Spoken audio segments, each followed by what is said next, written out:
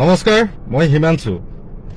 সময়বোৰ খুব জটিল আৰু সমাজখন, বিশেষকৈ শিৱসাগৰ সমাজখন লাহে লাহে বৰ বিষাক্ত হৈ পৰিছে। সেয়েহে শিৱসাগৰীয়া হিচাপে মোৰ দুটামান কথা কোৱাটো খুব প্ৰয়োজন আছে বুলি ভাবি এই ভিডিঅ'টো বনাইছো। আপোনালোকে প্ৰথমতে এই ল'ৰাজনৰ নিউজত দিয়া এই বাইকটো শুনক। গৈ আছে একদম আমি সংখ্যালঘু হ'বলৈ গৈ আছো উজনি অসমত। এতিয়া মই আপোনালোকক কৈছো না, আপুনি উজনি অসমত গোটেই খিলঞ্জীয়া মুছলমান প্ৰায় মানুহে গোটেই ঘৰৰ পিছফালে পিছফালে গোটেই সন্দেহযুক্ত মানুহক ঘৰ ভাড়া দিছে আৰু আগফালে গেলামালৰ দোকান এখন খুলি দিছে। তাৰ পৰাই কিনিব লাগিব, তাতে থাকিব লাগিব। সেই যদি 10 ঘৰ দিছে, 10 ঘৰৰ পৰা 20 ঘৰ হৈছে, 20 ঘৰৰ পৰা 200 ঘৰ হৈছে। যেতিয়া 200 ঘৰ হৈছে, এখন ডাঙৰ কলনী হৈ গৈছে। চালে এই নামধাৰী জাতীয়তাবাদী এইটো শৃংখল চলিহাই মিয়াখেদাৰ নামত লম্ফজম্ফ কৰিবলৈ গৈ, মুখেৰে উষ্মা প্ৰকাশ কৰিবলৈ গৈ এতিয়া লাহে লাহে খিলঞ্জীয়া মানুহৰ ওপৰত তাৰ আক্ৰমণ আৰম্ভ হৈছে। দেখিছেনে আপোনালোকে? গোটেই খিলঞ্জীয়া মুছলমান সমাজখনক কেনেধৰণে ই কথাষাৰ কৈ দিলে। গোটেই খিলঞ্জীয়া মানুহ, প্ৰায় খিলঞ্জীয়া মুছলমান মানুহখিনিয়ে, আমাৰ শিৱসাগৰ যোৰহাটৰ মানুহখিনিয়ে হেনো ঘৰৰ পিছফালে পিছফালে মিয়া সন্দেহযুক্ত মানুহক ভাড়া দিয়ে। হেনো ঘৰ 100টাৰ পৰা 200টা পৰিয়াল হয় সেই ঘৰবোৰৰ পিছফালে। কেনেধৰণৰ বিষাক্ত কথা কৈ দিছে ই দেখিছে আপোনালোকে? ই মহাধুৰন্ধৰ। ই কাৰ দালালি কৰি আছে নাজানো, মহাধুৰন্ধৰী চালা। ই এতিয়া গৈ খিলঞ্জীয়া মুছলমানৰ লগত অসমীয়া সমাজখনক ভাগ ভাগ কৰিবলৈ গৈছে। খিলঞ্জীয়া মুছলমানসকলক বাকী খিলঞ্জীয়া হিন্দুসকলৰ মাজত ই এখন যুদ্ধ লগাব বিচাৰিছে। এনে বিষাক্ত প্ৰাণী, ইয়াৰ কথাবোৰ এতিয়া সহ্য কৰি থাকিব পৰা অৱস্থাত নাই। শিৱসাগৰ ৰাইজে এই কথাটো বুজাটো উচিত। ইয়াত বহুত হ'ল পেনপেনীয়া এইবোৰ ল'ৰা কিবা সংগঠন এটা কৰি 2 টকা 4 টকা দাবী ধমকি দি কাৰোবাৰ পৰা চলি আছে বুলি মনে মনে বহি আছিলো। এহেঁতক বাৰু একো কথা কোৱাৰ আমাৰ কোনো প্ৰয়োজনেই নাছিলে, বা ইহঁতি আমাৰ সমালোচনাৰো যোগ্য নহয় বুলি আমি ভাবো। কিন্তু নাই, ইহঁত মনে মনে থাকিলে দেখোন ইহঁতি একদম মূৰৰ ওপৰত জঁপিয়াই নাছিল। গতিকে গোটেই সমাজখন খাক্ত কৰি পেলাইছে। শিৱসাগৰখন ইহঁতৰ বাপেকৰ সম্পত্তি। শিৱসাগৰত মোৰো ঘৰ। আৰু ইহঁতৰ মুখৰ কথা, মুখৰ শব্দ যিবোৰ, তহঁতৰ মুখৰ শব্দই অসমীয়া জাতিটোৱে শক্তি পোৱা নাই। তহঁতৰ মুখৰ শব্দবোৰৰ পৰা অসমীয়া জাতি দুৰ্বলহে হৈছে। কথাই কথাই কবি মিয়াৰ দপদপনি সহ্য কৰা নহ'ব। মিয়াই ক'ত দপদপালেহি? মিয়াই ক'ত দপদপালে? মিয়াই দপদপাইছে পথাৰত। যা তই পথাৰত দপদপাগে। মিয়াই দপদপাইছে গেৰেজত মেকানিক হৈ। মিয়াই দপদপাইছে ভগা লোহাৰ টিং বুটলি। মিয়াই দপদপাইছে পকা মিস্ত্ৰী কৰি, যোগালী কৰি।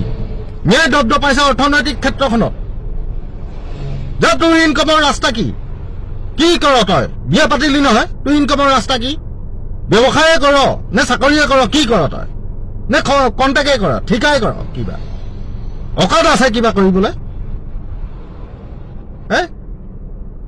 মিয়াৰ দপদপনি সহ্য কৰা নহ'ব। মিয়াৰ দপদপনি হৈছে শৈক্ষিক ক্ষেত্ৰখনত।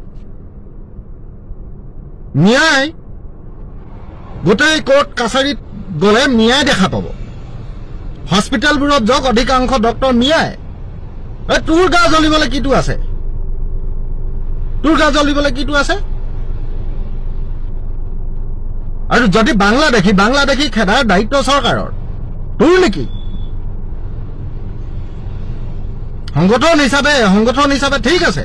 বাংলাদেশী সন্দেহযুক্ত নাগৰিক যদি দেখিছে ক'ৰবাত, যোৱা তোমালোকে প্ৰতিবাদ কৰা, চৰকাৰক বাধ্য কৰোৱা সেইখিনি মানুহ উচ্ছেদ কৰিবলৈ। নিজে গৈ আইন কানুন হাতত ল'বলৈ কোন? সমাজখনৰ পৰিৱেশ বিনষ্ট কৰিবলৈ কোন তহঁত? আৰামৰ হাত দি মিয়াৰ দপদপনি সহ্য কৰা নহ'ব। লাজ লগা নাই? কেতিয়া দপদপালেহি? তহঁতি মুখেৰে এইবোৰ কথা দপদপনি সহ্য কৰা নহ'ব কৈ সেই দপদপনি নকৰা মানুহকেইটাকো দপদপাবলৈ তহঁতি উচতনি দি আছ। যুদ্ধ হ'ব। আক্ৰমণ হ'লে প্ৰত্যাক্ৰমণ হ'বই। আৰে আক্ৰমণ কৰিবলৈ সাহস কেলে কৰিব? কিয় আক্ৰমণ কৰিব? কোনে আক্ৰমণ কৰিলে? আক্ৰমণ কৰিলে প্ৰত্যাক্ৰমণ কৰা হ'ব বাৰে বাৰে হেংদাঙৰ কথা কয় আৰে হেংদাং লোৱাৰ যোগ্যতা আছে হে তোৰ পৰিয়ালৰ মানুহে তলাতল ঘৰৰ চাওচেংৰেঙত ত্ৰিশূল আনি থৈছে তোৰ পৰিয়ালৰ মানুহে আহোমৰ বীৰ বীৰাংগনাৰ নামত কুকুৰ পুহি থৈছে তই আকৌ হেংদাঙক লোৱাৰ কথা কয় এই মই ঘৰ ফলীয়া আহোম মোৰ মাতুং খুঙীয়া ফৈদৰ হেংদাং ঘূৰাব পৰা যোগ্যতা যদি আছে আমাৰ আছে ঘৰ ফলীয়া আহোম মানে কি জানো নে নাজানো এই যুঁজাৰু মানুহ আমি তহঁতে হেংদাং দাঙে হেংদাং ঘূৰা হেংদাং দাঙিব পৰা জোৰ আছে গাত হামকুই খাই পৰিবি হেংদাং দাঙিবলৈ গ'লে হামকুই খাই পৰি আই আগ দাঁত গৈ উচলা দাঁতকেইটা ভাগিব হেংদাং ঘূৰাই চালা সমাজখন বিনষ্ট কৰি পেলাইছ ন্যায় দব্দ পাইছে শৈক্ষিক ক্ষেত্ৰখনত তোৰ শিক্ষাগত অৰ্হতা কি 2009 চনত আইন পঢ়িবলৈ গৈতো তাৰ সেইটো কমপ্লিট নকৰিলি হে কাণত ধৰাই আঁঠুকৰাই থৈছিলে বুলিও শুনিছো শিক্ষা শেষ নকৰি পিনি পলাই আহিলি ঘৰলৈ মিয়াৰ দপদপনি সহ্য কৰা নহ'ব আমুক কৰা নহ'ব তামুক হে মিয়াই ক'ত দব্দ পাইছে তহঁতৰ এইবোৰ মুখৰ কথা কৈ কৈ অসমীয়া জাতিটোক তহঁতি আৰু কমজোৰ কৰি পেলাইছ আৰু হেংদাঙৰ নাম লৈ লৈ তহঁতি আহোমক এই সমাজখনৰ পৰা একাষৰীয়া কৰিবলৈ গৈ আছো বন্ধ কৰ হেংদাঙৰ নাম ল'বলৈ মুখত শিৱসাগৰৰ ৰাইজক অনুৰোধ জনাইছো এই বিষাক্ত প্ৰাণীবোৰক যদি আপোনালোকে লাই দি থাকে এইবোৰে কিন্তু হিন্দু মুছলমানৰ নামত এই খিলঞ্জীয়া মানুহখিনিৰ মাজত ইহঁতি খুব কম সময়ৰ ভিতৰত মৰামৰি কটাকটি আৰম্ভ কৰোৱাই দিব নিজে কিন্তু ইহঁতি নিজে কিন্তু কাকো চৰ এটাও মাৰিবলৈ যাব নোৱাৰে গাত তাৰ সেইখন শক্তিয়ে নাই কাৰোবাক চৰ মাৰিবলৈ আনক কয় পাৰৰ কলিজা হে তোৰ পাৰৰ কলিজা মই কৈছো তোক বাঘজানলৈ কোনে লৈ গৈছিলে বাঘজানত যেতিয়া জুই লাগিছিলে সেই বাঘজানলৈ মোৰ গাড়ীত উঠাই নিছিলো তোক মোৰ গাড়ীত উঠাই নিছিলো তোৰ কি ইমান ডাঙৰ কলিজা জানো নহয় পাৰৰ কলিজা মোৰ গাড়ীত উঠি তই শিৱসাগৰৰ পৰা গুৱাহাটী আহি দেখা না তোৰ যদি পেনে চেনে হাগা মোটা ওলাই নাযায় মোক কবি তোৰ কিমান ডাঙৰ কলিজা মই জনা আছে মাৰপিটৰ কথা বাদেই দে